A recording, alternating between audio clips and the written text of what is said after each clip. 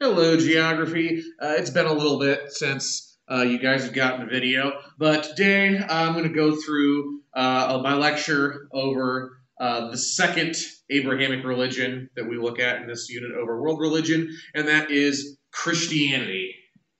So, like with Judaism, this is the same disclaimer that I put before that, but just to remind you and reiterate, the goal of this lecture is to provide information relating to the rise and development of Christianity in Europe. It is not meant to endorse or put down any particular set of beliefs. So, with that out of the way, let's get started. So, similar with Judaism, or similar to early Judaism, when it comes to early Christianity, the historical record is there's not really a whole lot of information there. So we know general stuff, but a lot of the specifics we don't really know because we don't have the historical record surrounding it. Same thing with early Judaism. What we do know is that Christianity first emerged as a sect of Judaism in the Roman province of Judea. So Christianity was originally a just different interpretation or like a different version of Judaism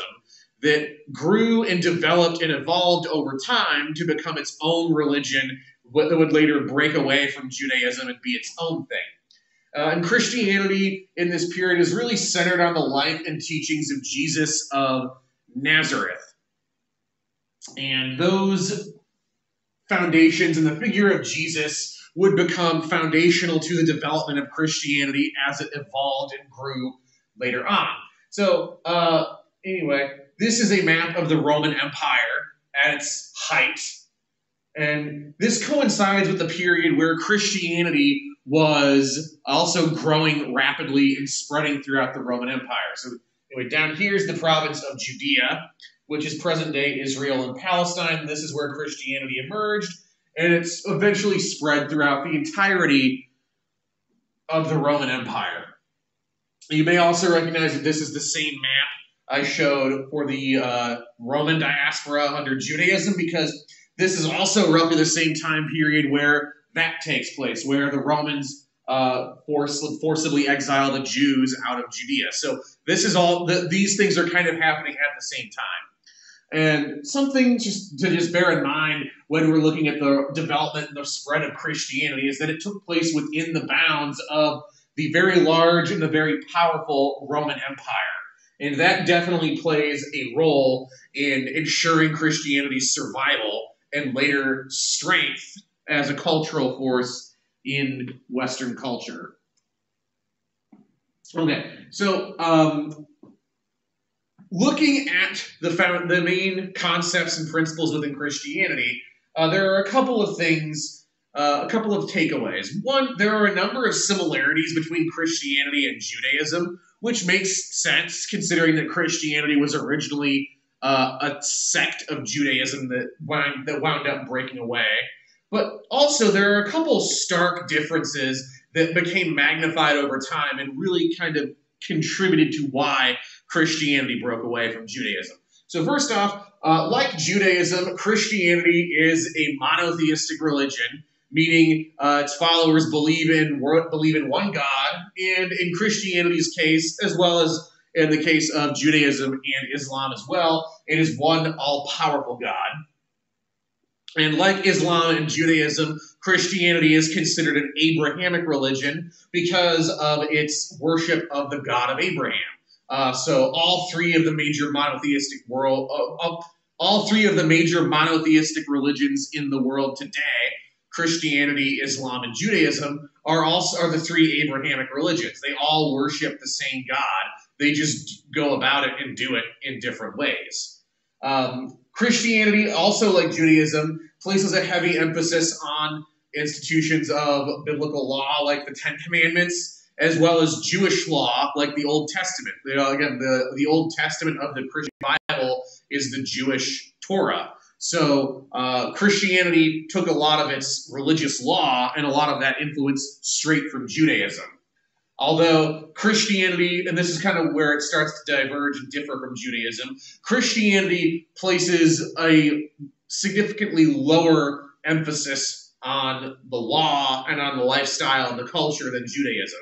Christianity instead emphasizes the spiritual stuff, which, if you think about, if you remember, is really kind of the inverse from Judaism. Judaism emphasizes culture and lifestyle over the spiritual side of things, whereas Christianity, it emphasizes the spiritual stuff over the culture and the lifestyle. Christianity, one of the defining traits of Christianity is this notion that its followers can have a personal relationship with God. And that within Christianity, this notion that God actually cares about people as individuals really served to differentiate it from a lot of the religions of the time, particularly Roman polytheism, where the Roman gods were kind of viewed as being very fickle and almost just uncaring towards humans, and would occasionally manipulate them and use them for their own interests, but by and large didn't care about them. This notion really kind of differentiated Christianity from that. Christianity is also differs from Judaism in that it is a proselytizing religion. Christianity actively seeks out additional converts, and for the most part, the conversion process to Christianity is pretty simple and easy. This is in stark contrast to Judaism, which is a non-proselytizing religion. Judaism does not actively seek converts, and converting to Judaism, if you're not already born into it, is really, really difficult. For all intents and purposes, you have to be born into Judaism to practice it, whereas in Christianity, Christianity actively seeks out additional converts.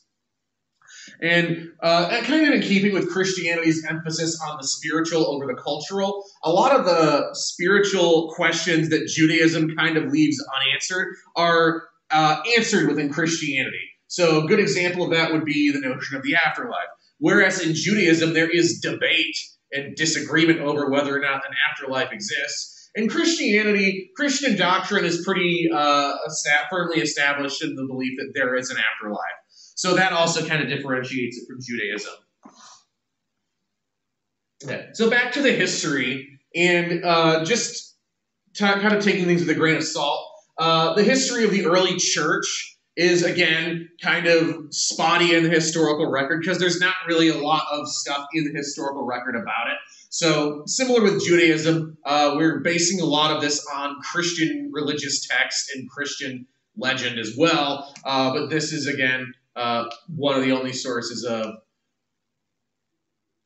any type of explanation or information for it. So roughly around the year 29 AD, Jesus is executed in Jerusalem for encouraging defiance of Rome, and after his death, his followers began spreading Christianity throughout the Roman Empire. And as we can see, if we look at the historical record over the spread of Christianity during this time, it's especially popular with the poor.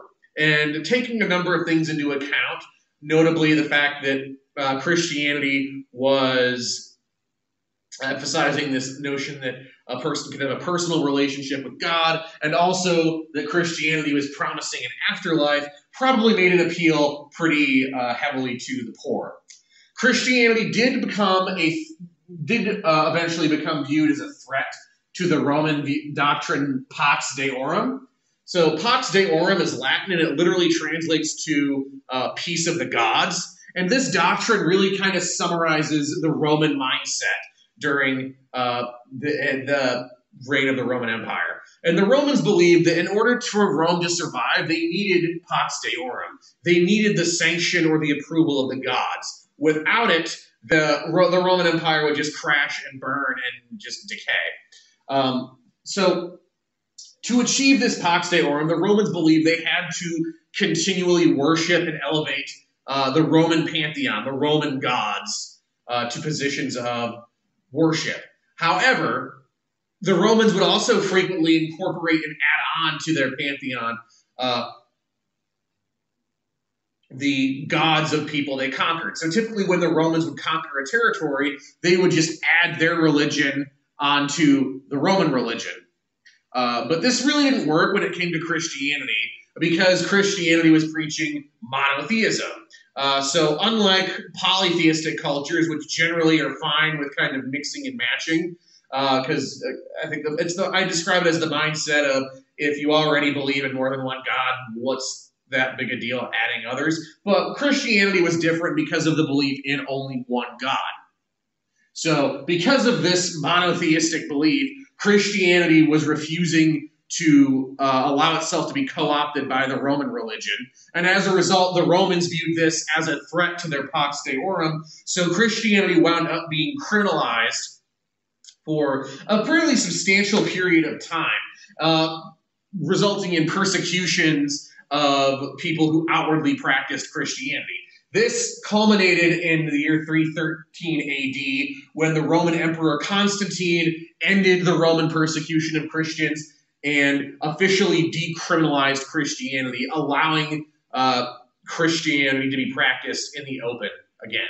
This is really important, and it's for this reason why I would argue that Constantine is probably the figure who is most important to ensure the survival and the development of Christianity over time. Because if Constantine had not ended the persecution of Christians, if he had not decriminalized the religion, more than likely it would have died out from the Roman persecution. So Constantine's actions effectively saved it and allowed it to grow and develop. And this growth and development culminated in 380 AD when Christianity became the official religion of the Roman Empire. So really turning around and going... really making quite a turnaround in the 4th century, going from being on the verge of dying out to being the state religion of the most powerful empire in the world in less than 100 years. And this intertwining of Christianity with the Roman government helps explain why the church became such an entrenched institution during the Middle Ages. Because the Romans effectively helped establish Christianity as a major pillar of society. And then when the Roman government was gone, the church still remained and was effectively the only institution left.